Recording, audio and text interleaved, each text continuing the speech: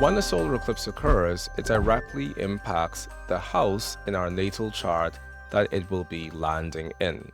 So if there is a solar eclipse and it's landing in our fourth house, then the effects of that solar eclipse are going to be felt on our household, our family, and our home.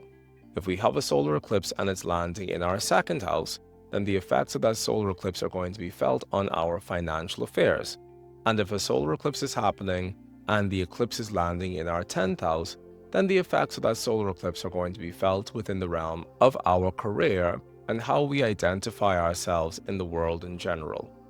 So the solar eclipse happening in the 10th house is going to put the spotlight for the next 6 months on both our public image as well as our career, who we are in the world at large, and how we identify ourselves professionally within the world at large. In general, the eclipses represent a period of crisis. This shouldn't feel shocking or jarring to any of us because a crisis is simply a sharp spike from our normal everyday life. A wedding can be a crisis, a funeral can be a crisis. Graduating from college can be a crisis. Getting a promotion at work can be a crisis. Losing your job can be a crisis. All of these things represent crises or sharp spikes that occur within our lives. And that's what an eclipse represents. So when you have the solar eclipse landing within a particular house within your natal chart, it simply represents that within this 6-month period, the lessons that you're going to have to learn or the challenges that you're going to encounter are going to be lessons or challenges that directly are tied to the specific house in your chart where that eclipse is landing. What makes an eclipse more powerful for us natally speaking is when the eclipse is also going to be making a hard aspect to one of our natal planets. Usually, I reserve this for the 7 classical planets of Saturn, Jupiter, Mars, Sun, Venus, Mercury, or the Moon. And the reason for that is because those planets have the ability to rule houses within our charts. Therefore, if we have the eclipse landing in our 10th house and it's an aspect with one of our natal planets, then it's going to impact not only what that planet symbolizes universally, such as Venus being the universal significatrix of love, but it's also going to impact what that planet signifies specifically within our charts. For example, if Venus were ruling your 4th house and the eclipse is squaring your natal Venus, then it will impact both your household, your home, and your family affairs, because Venus is the specific ruler of your household and home and family affairs in your natal chart. But it will also impact your love life, because Venus is the universal significatrix of love. Now, when it comes to an eclipse landing on one of the modern planets of Uranus, Neptune, or Pluto within our charts, I don't necessarily consider that to be overly important, because none of us own Uranus, Neptune, or Pluto in as personal a way as we own the 7 classical planets of Saturn, Jupiter, Mars, Sun, Venus, Mercury, and the Moon. Therefore, if the upcoming eclipse is going to be impacting the location of one of the modern planets of Uranus, Neptune, or Pluto in your chart, then you have nothing to worry about in general, because those 3 planets don't have the ability to rule anything within your chart. The only time an eclipse happening on a modern planet is going to be impactful is if that modern planet is actually angular. And by angular, I'm referring to if that modern planet is also conjunct the degree of an angle within your chart, or if that modern planet is conjunct or in hard aspect to a traditional planet within your chart.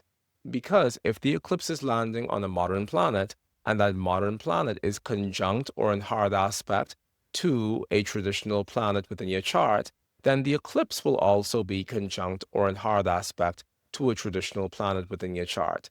And when the eclipse lands on that modern planet, it will, in a sense, activate that portion of your natal destiny that is connected to the entire aspect configuration. So for example, if I had an eclipse happening within my chart and the eclipse were landing on my natal Pluto, for me, that means nothing because I don't own Pluto and Pluto doesn't own me. However, if I had my natal Venus in a hard aspect relationship with that Pluto, then that means that the eclipse landing on the Pluto is also going to be in hard aspect with my natal Venus. And because it's in hard aspect with my Venus, it's going to activate the portion of my destiny that is governed by my specific Venus-Pluto hard aspect. Therefore, if Venus is ruling the second house of my finances, and the eclipse is landing on my natal Pluto, which naturally has a square relationship with that Venus, then that part of my destiny, which has to do with me going through a great financially traumatic period, may be what this upcoming eclipse represents for me in the next 6 months. That in the course of the next 6 months, I will go through an extraordinary period of great financial crisis, with the eclipse landing on either end of that hard aspect combination, either it landing on the Venus or landing on the Pluto, will activate the entire configuration. And so with any eclipse, we have several layers of meaning. The first layer of meaning is that the eclipse will always impact the house that it is in. The eclipse will place a spotlight on the house that it is in, and the eclipse will create a crisis, essentially, in the house that it is in.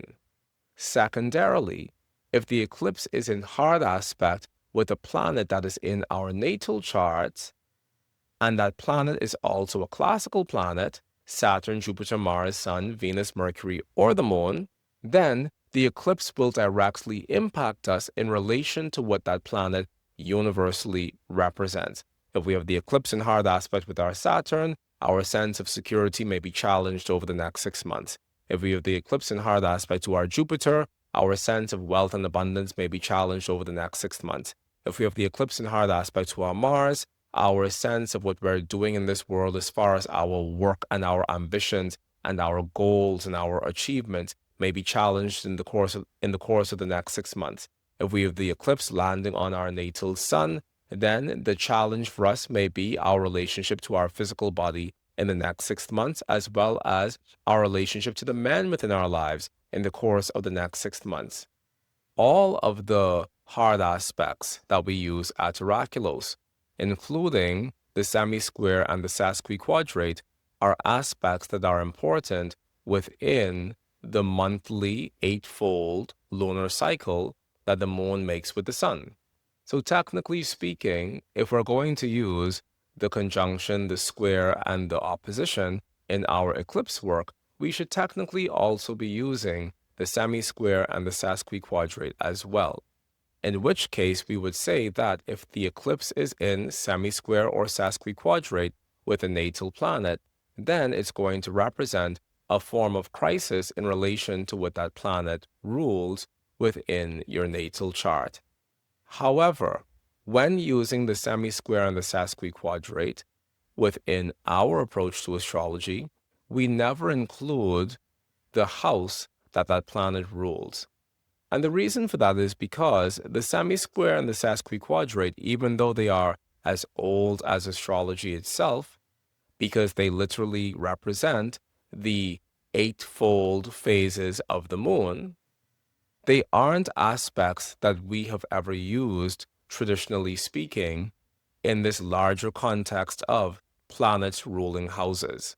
Therefore, when we use the semi-square and the sesquiquadrate, we simply look at the planets that are in semi-square or in sesquiquadrate based on their universal significations. So if we have Venus and Saturn in a semi-square or a sesquiquadrate, for example, our entire conversation about that combination is going to be about what Venus and Saturn rule universally. In other words, Venus rules love, Saturn rules separation. So one of the things that we can say about the Venus-Saturn combination by semi-square or sesquiquadrate is that Venus-Saturn is going to signify separation in love, or heaviness in love, or burdens in love, because those are some of the concepts that come up when we think about the combination of Venus and Saturn. But we would never say Venus is ruling my second house and Saturn is ruling my 10th house, and they're in a sesquiquadrate relationship.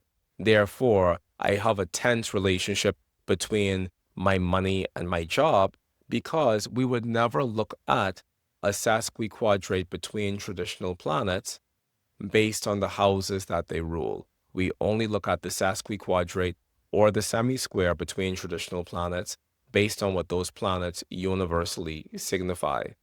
If we were to apply this to eclipse work, it would make sense for us to take a look at the semi-square or the sesquiquadrate between the eclipse and our natal chart, and know that there will be some major learning curve for us to navigate in the next 6-month period in relation to what that planet signifies universally within our lives.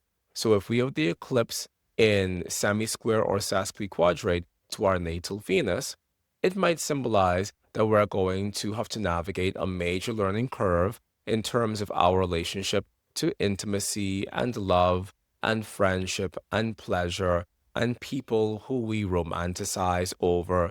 It could represent the initiation of a relationship, because that can be one form of relationship crisis within our lives, or it can represent having to navigate a major period of challenge or stress within a romantic relationship that already exists. Because this is how we would look at the eclipse, which is a universally challenging thing in hard aspect to a traditional planet within our natal chart.